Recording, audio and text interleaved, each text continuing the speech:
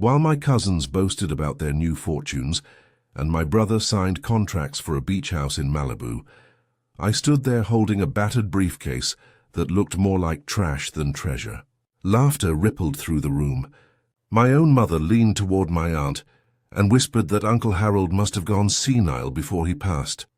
But when I discovered the hidden compartment inside that case, I realized I was the only one who truly understood why Harold Whitmore was valued at $22 million. The lawyer's office smelled faintly of leather and dust that morning.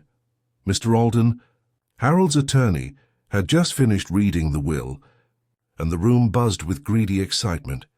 My brother Gregory was already on his phone with a realtor, asking about investment properties in Miami. My cousin Marcus pulled up luxury car websites, practically salivating over his next Ferrari. Even my teenage daughter Emma was giggling over texts about her newly funded college trust. And me, Daniel Whitmore, 34 years old, high school history teacher, was left holding a moldy leather briefcase that looked like it had been rescued from a junkyard. The leather was cracked and flaking, with greenish mold spreading across one corner. The clasps were so corroded they looked nearly black. A musty odor poured from it, making people wrinkle their noses when I set it on the polished table. "That's it," Marcus smirked, his voice dripping with mockery. "Danny gets a suitcase from the dump." My mother, Margaret, put on her usual performance of sympathy. She patted my shoulder like I was a child and said, "Your uncle always had an eye for odd antiques, sweetheart. Maybe some collector will pay for it." But her eyes told the real story. She was relieved. She'd been gifted a $3 million condo while I, the only one who visited Harold every week, was left with what everyone else considered junk. What most of them never realized was that Harold had never looked wealthy. For 4 decades he ran a cramped antique shop in downtown Richmond, a place where dust collected like wallpaper and shelves overflowed with forgotten heirlooms. He lived in a tiny apartment above the store, drove a dented '93 Toyota, and wore the same threadbare suits to every holiday gathering. While my father built a construction business and Gregory flipped homes for profit, Harold spent his weekends wandering estate sales, studying broken clocks and faded silverware with the precision of a surgeon. The family mocked him behind his back. Quirky Harold was the nickname, but I knew a different man.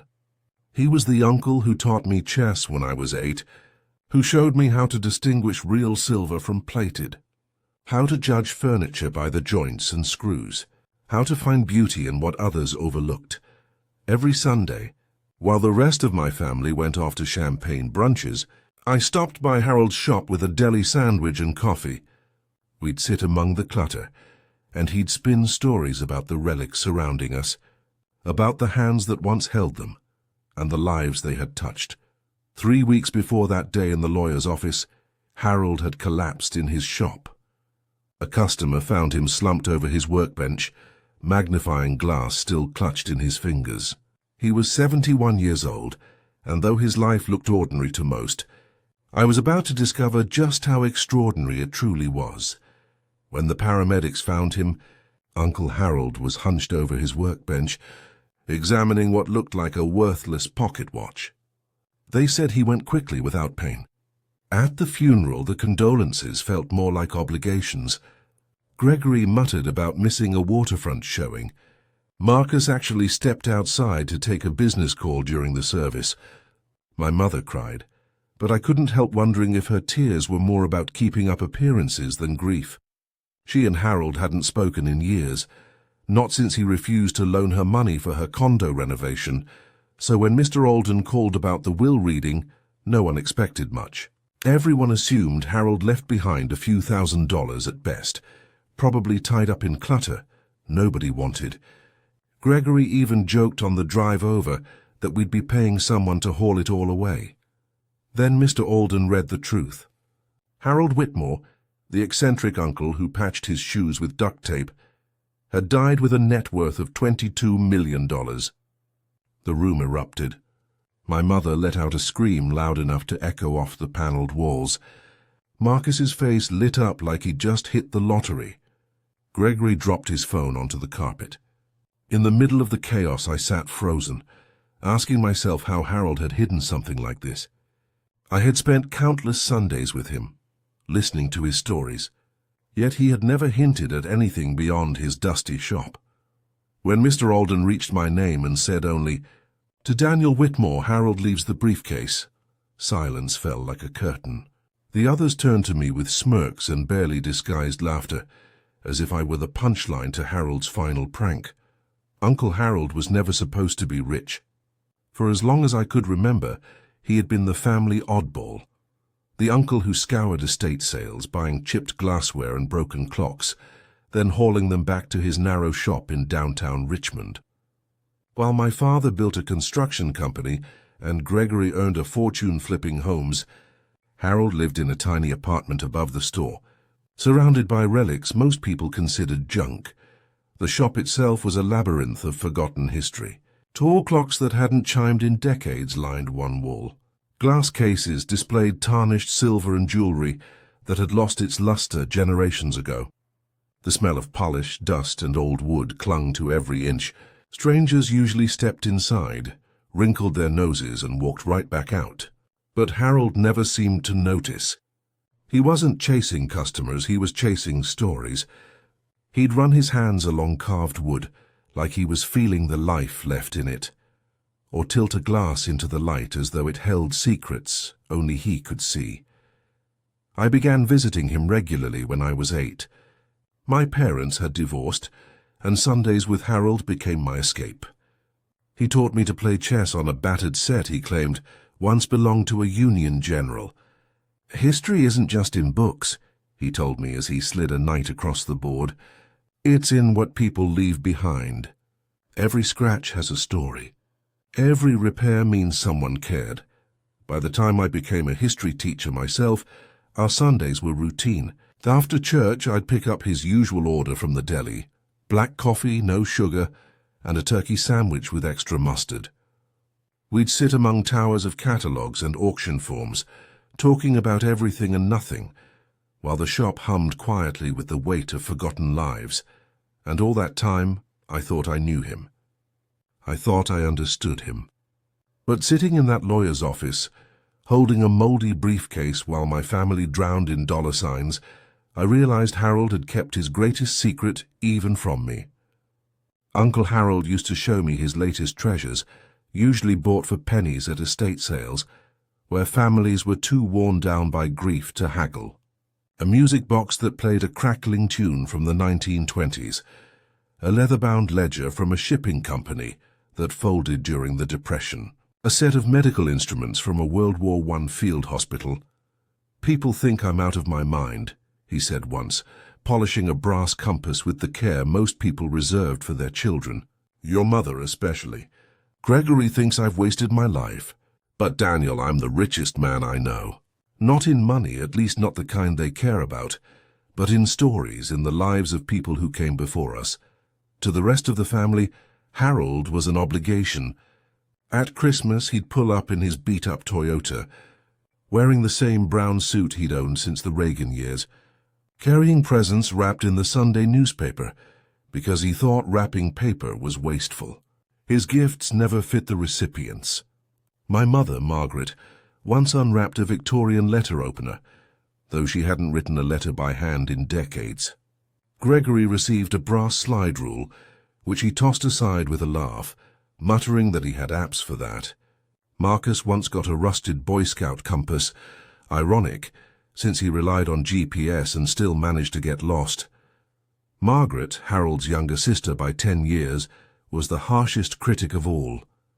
She had grown up determined to bury the memory of their working-class roots, marrying my father for his ambition and spending her life chasing the comforts she felt she deserved. Harold, in her eyes, was a reminder of everything she wanted to forget: dock work, long hours, and hand-me-down clothes. At family dinners, she'd cut him off mid-story to talk about her latest cruise or Gregory's real estate successes. When Harold proudly showed off a photograph he'd authenticated, she rolled her eyes. "Harold never grew up," she told me once. "He's a 7-year-old playing with dusty toys." "At least you became a teacher, Daniel. That's a real career with a pension. Not whatever it is Harold does. The truth was, my real career brought in $48,000 a year, teaching history to teenagers more interested in TikTok than the Civil War. My wife, Claire, worked long shifts as a nurse, and between us we kept up the payments on our modest 3-bedroom in Ashford. Our son Jack needed braces. Emma would be looking at colleges soon. Money was tight and vacations were rare. Meanwhile, Gregory drove a Mercedes and managed rental properties. Marcus sold high-end cars and lived in a house with a pool. Even my mother, living off what remained from the sale of my father's construction business, had enough for cosmetic procedures and winter trips to Florida. But Harold never seemed poor to me. He knew every antique dealer from Baltimore to Philadelphia. He could date a table by the nails in its joints. He spoke about artifacts as though they were friends. Dealers called him for verification. Museums consulted him when collections were donated. In his field he was respected, even if my family dismissed it as nonsense. That's why the fortune stunned us. Harold had worn the same shoes until the soles peeled off. He ate the same sandwich every day. His shop hadn't been renovated in decades. Where had $22 million come from? And why had he hidden it even from me? When I finally carried the briefcase home from the lawyer's office, I set it on the kitchen table. My family gathered around, buzzing with equal parts curiosity and doubt. The moment I flipped the clasps, a wave of musty air rolled out. Inside, the condition was even worse than the outside. Warped dividers from water damage, black mold crawling over what might once have been silk lining. There was no money, no bonds, nothing but the stench of decay, yet somehow I knew Harold had left me more than trash. A stack of brittle receipts from the 1940s disintegrated between my fingers as soon as I touched them. The smell that rose out of the briefcase was so foul my wife Claire stepped back and opened the kitchen window. "Maybe there's a secret compartment," Jack said, prodding the lining with a pencil. My 16-year-old was trying to stay hopeful, but the look on his face gave him away. He thought it was trash, just like everyone else. Emma, at 14, didn't bother softening her words. "Dad, why would Uncle Harold do this to you? You were the only one who liked him." I had no answer. That night, after Claire and the kids had gone to bed, I sat alone in the garage with the briefcase under the buzzing fluorescent light. My phone kept lighting up. Gregory texted me a picture of the paperwork for his new stock portfolio, 4 million in shares, with the caption, "Sorry about your luck, little brother." Marcus plastered Facebook with photos of the vintage cars he'd inherited, tagging me so I wouldn't miss it. My mother called 3 times, each voicemail dripping with false sympathy about how I must be taking the disappointment. The worst part was the doubt that crept in. Had I been blind all those years? Had Harold been humoring me on Sundays while secretly mocking the time I gave him? He left Emma, his great niece who had met him maybe twice, $500,000 for college. And me? A mold-ridden briefcase that looked ready for the landfill. By midweek, the whole family knew. Aunt Lillian called just to say Harold's will was so unusual. My cousin Trevor, who hadn't spoken to me in 3 years, suddenly wanted to grab lunch, his voice practically gloating through the phone. Even Jack's girlfriend asked him if it was true I'd been the only one left with nothing of value. Friday night I was back in the garage, a garbage bag in my hand. I couldn't take it anymore. Every glance at that briefcase brought back the laughter in Mr. Alden's office, the smirks, the look of relief on my mother's face when she realized I hadn't received anything substantial. I was ready to dump it once and for all. "Daniel, wait," Claire said, stepping in before I could shove it into the bag. She tugged it from my hands and looked me square in the eye. "This doesn't fit." Harold spent 50 years studying antiques. He could tell you the value of anything he touched. You think he didn't know this thing was falling apart? Maybe that was the point, I muttered, collapsing onto my workbench. Maybe he was angry at me. Maybe all those visits didn't mean anything after all. Claire lifted the briefcase, wrinkling her nose at the musty odor, but studied it with a seriousness that startled me. The Harold you told me about for 12 years wouldn't do that.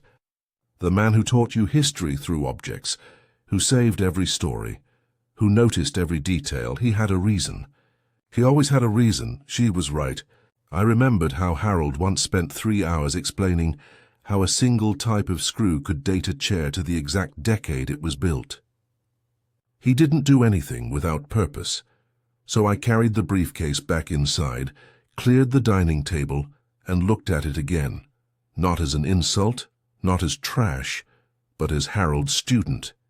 The hardware was American brass, definitely mid-century. Beneath the mold and cracking, the leather was hand-stitched, good quality. And there, faint but unmistakable, pressed into the ruined lining, was a manufacturer's stamp. H. Kaufman & Sons, Philadelphia, 1943. The stamp was faint but legible. I grabbed my laptop and typed in the name. Within minutes, I learned they had produced specialty items for the military during World War II, including cases designed for intelligence officers. My pulse quickened. Uncle Harold had taught me long ago that wartime equipment, especially used by intelligence divisions, often carried hidden compartments. I brought the briefcase back under the brightest light I had. The interior was a mess of water damage and mildew, but when I ran my hand along the back panel, something felt off. The fabric there was thicker, the stitching different, newer thread, darker, tucked beneath a fold of lining. Someone had altered the case years after it was made, using the same invisible seam technique Harold once showed me, a trick designed to conceal rather than repair. My hands shook as I went for a knife from the kitchen. Claire held the briefcase steady, while I carefully cut the false stitches. The fabric gave way, and behind it a narrow compartment appeared, expertly concealed. Inside were two things, a yellowed envelope and a bundle wrapped tight in oilcloth. I slid the envelope open and unfolded a letter written in Harold's careful, uneven script, the same hand I'd seen on countless authentication slips and estate sale notes. Claire leaned close, reading along with me under the desk lamp. "Daniel, if you are holding this, then you saw what others would have thrown away. Good. This case once belonged to a man named Stanley Rower, an intelligence officer during the war. What you have in front of you is the reason I never worried about retirement, and why I'm leaving you something more valuable than the money the others received. The key inside opens a safe deposit box in Bern, Switzerland.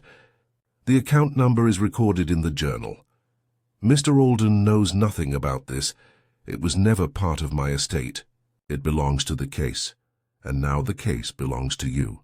Remember what I always told you. The true treasure isn't on the surface." I peeled away the oilcloth.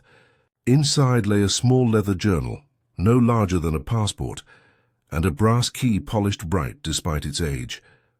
On the journal's first page, in a different, meticulous handwriting, was a single line, account 447,891. Schweizerische Nationalbank, Bern. My head spun. My chest tightened until Claire, ever the nurse, grabbed my wrist and checked my pulse. "Daniel, breathe," she said firmly. "You're going to pass out." "This is a Swiss bank account," I whispered. "From World War II. Harold found it, and he never told anyone." The journal was filled with Harold's notes. He had tracked Stanley Rower's history, an officer stationed in Switzerland during the war. Killed in a car accident in 1946. No family, no heirs. His possessions were auctioned off in Philadelphia 30 years later, where Harold, for $12, bought this battered briefcase. Claire's hand was already on her phone. "We need to call Mr. Alden. This could be complicated. What if it's connected to something it shouldn't be? What if it's stolen?" She was right to worry. I'd spent enough years teaching history to know Swiss accounts from that era weren't simple. They carried shadows, moral, legal, sometimes both. And now one of them was sitting on my kitchen table. But Harold's notes were meticulous.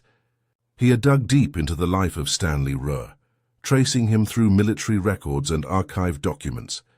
Rower had been part of a unit that tracked and reclaimed stolen artwork from Nazi collectors, returning it to rightful owners. His service was documented, his reputation honorable. He wasn't a thief. He was one of the men who helped preserve history and restore dignity to those who had lost everything. I picked up the phone and dialed Mr. Alden at home. It was nearly midnight, but the discovery was too big to ignore. He answered groggily, irritation in his tone until I explained. "A Swiss account," I said quietly. The change in his voice was immediate. "Mr. Whitmore never mentioned foreign holdings," he said, his words sharper now, deliberate.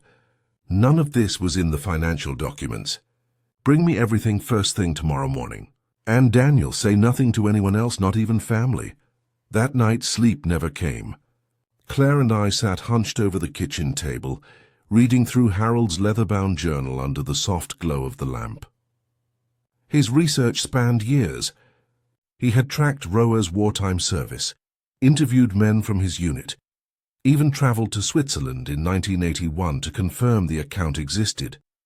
For decades he left it untouched, until 1995, when he withdrew a small sum to buy the Baltimore building that later anchored his business. Claire shook her head in amazement. "So he used this to start everything.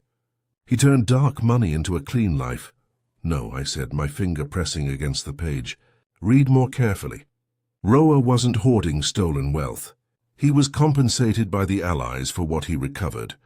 Payments that went unclaimed after his death. This wasn't stolen, it was overlooked, forgotten. Harold didn't steal. He uncovered what others left behind." The next morning I was at Mr. Alden's office before the doors opened. He spent hours on international calls while I paced restless in the waiting room. At last he called me in. His expression was strained, pale. "The account exists," he said. "Dormant since 1995, except for the withdrawal your uncle made. The bank confirms your legal claim, the key, the account number, the documents. They're all in order. But Daniel, you'll have to go to Switzerland in person. They won't release details over the phone, and the key must be presented physically. Is it legal? Am I in trouble if I touch this?" He nodded slowly. "It's legal. Switzerland works with U.S. authorities now. You'll have to declare everything, pay taxes, report it all. But it's yours free and clear." Harold made sure of that. By leaving it in the briefcase and not his will, he gave it directly to you. It isn't part of the estate. It's personal property. 2 weeks later I stood in the marble lobby of the Swiss National Bank in Bern. The building towered over me. Polished stone, spotless floors, the opposite of Harold's cluttered antique shop. The trip had cost me money I didn't have, every dollar stacked on a credit card already near its breaking point. Claire had insisted I go quickly, before Gregory, Marcus, or anyone else in the family caught wind of it. The banker assigned to me, Mr. Brenner, was everything you'd imagine a Swiss banker to be. Crisp suit, glasses with gold rims, and an accent that carried authority. He examined the key, the journal, every signature and document, holding them up to the light and cross-checking against ancient ledgers. He made a series of clipped phone calls in German, his tone brisk and exact. "This is highly irregular," he said at last, placing his glasses carefully on the desk. "This account has remained inactive for nearly 80 years, with only a single withdrawal in the mid-1990s. You understand? We must be absolutely certain of your rights before proceeding." 2 long hours later, after verification upon verification, he finally stood and gestured for me to follow. He led me through quiet corridors into a private room panelled in dark wood, where a large oil portrait of a severe-looking figure stared down from the wall. I could feel the weight of history pressing in, and for the first time I understood just how deep Harold's secret really ran. He left me sitting in that dark panelled room for what felt like an eternity. When Mr. Brenner finally returned, he carried a small metal box and a thick folder. His expression was unreadable as he set them down. "Mr. Whitmore, the account contains bearer bonds and a safety deposit box. With interest accrued since 1945, the bonds are valued at approximately $14 million. The safety box requires the physical key, $14 million. The number struck me harder than any punch could. I'd been teaching for over a decade, and never had more than a few $1,000s saved at once. My hands shook as I slid Uncle Harold's brass key into the lock. It turned easily, as if it had been waiting for me all these years. Inside were stacks of papers, black and white photographs, and 2 letters. The first, dated January 1946, was from Stanley Rower himself, written just weeks before his sudden death. The paper was pristine, preserved by the vault's perfect conditions. "To whoever finds this," the letter began. These bonds were payment for recovering stolen artwork from Nazi collectors in Switzerland. The pieces were returned to Jewish families in France and Poland. My handlers were killed before I could file my report, and the chaos of war buried the account. I plan to use it for further intelligence work. But if you are reading this, I did not survive. This money has no rightful heir. It belongs to history now. Use it to make history better. I swallowed hard, the weight of his words pressing down on me. Beneath Rower's letter was another, this one in Harold's handwriting, dated 1995, the year I turned 11. "Daniel," it began, "I knew even then that one day you would be the one to find this. You were the only one who understood that value isn't always obvious. Your mother and brother chase what shines. You sat with me for hours, studying the marks left by craftsmen, learning that every object has a story. That lesson was worth more than money. I withdrew $2 million to build a modest fortune, living carefully and investing wisely. The rest I left here for you. Not because you are family, but because you are a teacher. Teachers carry history forward. You protect what others forget. The family will come after you. Gregory will demand a share because of blood. Margaret will try to sway you with guilt. Marcus may stir up trouble just to get attention. Let them. The briefcase was yours, and everything inside it belongs to you alone. I did not test you. I gave Gregory and the others money because that is all they would ever see in me. But I gave you a choice. You could have tossed the briefcase away. Most people would have. But you looked deeper. That's why this belongs to you." My eyes blurred as I read the final lines. Mr. Brenner returned with forms to sign and long explanations about taxes and transfers, but my mind was elsewhere. I was thinking of Harold, of those Sunday afternoons in his dusty shop, of the way he'd hold up a dented piece of silver and whisper, "Look closer, Daniel. The treasure is always there for those who know how to see it." I thought about Gregory already flashing his inheritance on social media, Marcus talking about buying a boat, my mother planning some luxury cruise. They had gotten what they wanted, money they could spend. Harold had given me something different. Not just wealth, but trust, a responsibility, a legacy, something worth far more than cash in hand. He had left me a puzzle that only I could piece together, a test that no one else in the family would have had the patience to pass. Uncle Harold had wagered $14 million on the belief that I'd remember what he taught me, that I'd look past the dust, the decay, the disappointment, and find the treasure hidden beneath. The flight home felt unreal. I kept pressing my hand against the inside of my jacket, where the transfer documents rested, as if they might vanish if I didn't guard them. $14 million. Soon to be wired into my account back in Maryland even after the IRS took their share. More than I had ever dreamed, more than my whole family combined. Gloria met me at the airport and I told her everything during the drive home. She pulled onto the shoulder of Route 695, trucks rushing past us, and started crying right there. "Harold knew exactly what he was doing," she said, her mascara running. "He didn't just leave you money. He left you proof that you were the only one who ever really saw him." The following week, I called for a family meeting.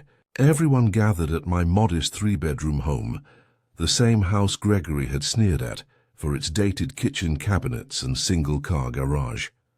My mother, Margaret, came first, wearing new jewelry she'd bought with her inheritance. Gregory arrived next with his girlfriend, a real estate agent young enough to be his daughter. Then Marcus pulled up in a gleaming new sports car, revving the engine twice before stepping out like he was walking into a photo shoot. They all assumed I was broke, that I'd called them together to ask for help. Gregory even launched into a speech before I could begin. "Danny, we can't undo the will. Harold gave you that briefcase.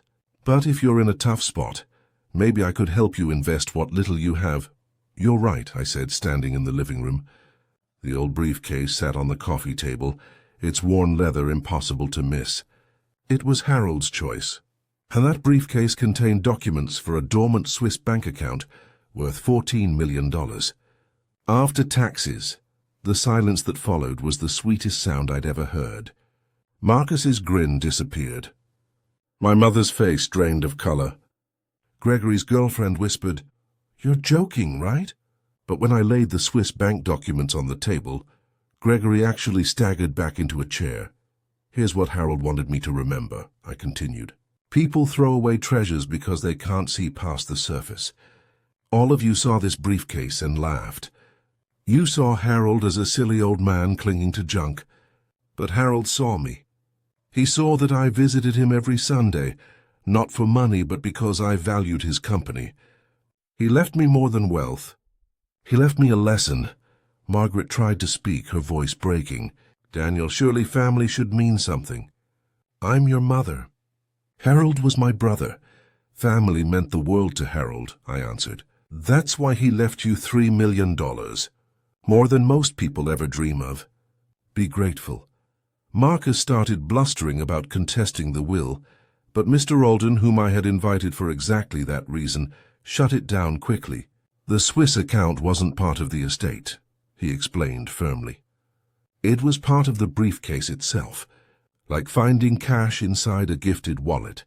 It's Daniel's, free and clear, but I wasn't finished. I'm keeping $2 million aside for Emma and Patrick's education and future. Gloria and I will use another $1 million to pay off this house and finally take a real trip somewhere. But the rest, $11 million, is going toward the Harold Whitmore Foundation. It'll fund vocational scholarships for students who want to learn trades Harold valued. Woodworking, preservation, restoration. Skills that protect our history and give it life." Gregory shot to his feet. "You're giving it away." "You're giving away $11 million. I'm not giving it away," I said calmly. "I'm investing it in what Uncle Harold believed in. Preserving the past, teaching kids to see value in things the world overlooks. That's the real inheritance." The first scholarship was already spoken for. Jerome Washington, a kid from Uncle Harold's old neighborhood who dreamed of becoming a museum curator, but couldn't even afford community college tuition. When I told the family, they left one by one. Marcus stormed out, his tires squealing as if he could burn away his anger. Gregory muttered under his breath about foolish choices. My mother cried, but not for Harold, for herself, for what she thought I'd taken from her. Only Emma stayed behind. My daughter, who had inherited Harold's sharp eye for detail, picked up the battered briefcase with surprising care. "Dad," she said softly, "Uncle Harold didn't test you. He honored you. He knew you were the only one who would look deeper." 6 months later, I stood at a podium during the Foundation's first scholarship ceremony. The room was filled with students, teachers, and donors. On the podium sat the same briefcase, still moldy, still ugly, but now framed in light as I told its story. Uncle Harold taught me that history lives in the things people leave behind. This briefcase was almost thrown away as worthless. How many treasures do we dismiss because we can't see past the surface? How many people do we overlook because they don't look valuable? Harold saw worth in everything and everyone. That's his real legacy. Today the briefcase rests in my home office, sealed in a climate-controlled case that cost more than my first car. Patrick's friends often ask why I keep such an ugly object in such a pristine display. I tell them what Harold once told me.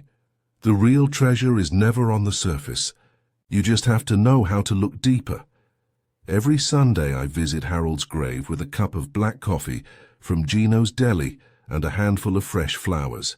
I tell him about the scholarship students, about their plans, about the museums they'll build, and the histories they'll preserve. Sometimes in the quiet I swear I can hear his voice. "Good job, Daniel. You finally learned the lesson. The inheritance was never really about the money. The rest of the family barely speaks to me now. We exchange pleasantries at Christmas, but that's it. And I'm at peace with that. Harold taught me long ago that just because something looks valuable doesn't mean it truly has worth.